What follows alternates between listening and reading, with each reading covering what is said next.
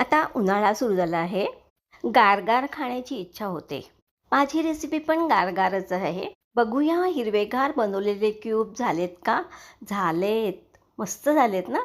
त्यात मी स्पून टाकल्यामुळे खूपच पटकन निघालेत.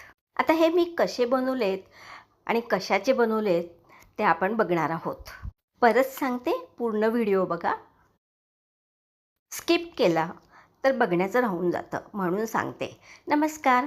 रेसिपीमध्ये आपण परत बघणार आहोत हिरवेगार क्यूब्स कसे बनवले ते.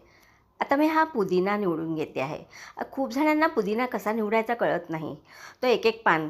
कढीपत्ता सगळ्यांनाच माहिती आहे, लगेचच निवडला जातो. कोथिंबीरसुद्धा. आता कोथिंबीरच्या मी याच्यामध्ये काड्या नाही घातल्या आहेत, नुसती पानं हिरवीगार घेतलीत आणि ती निवडून घेतलीत. आता तिन्ही पाण्यामध्ये भरपूर पाण्यात भिजत घातलं आहे आणि नळाखाली एक एक करून स्वच्छ धुवून घेतलेत.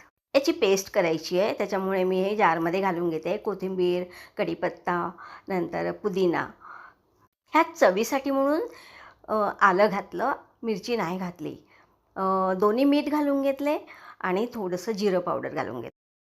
त्याची आपल्याला पेस्ट करायची आहे, म्हणून थोडंसं पाणी घालूया आणि छान फिरवून घेऊ. कलर मात्र भारी दिसतो बरं का. व्यवस्थित पाणी घालून घ्यायचं आहे आपल्याला, कारण क्यूब बनवायचं आहे.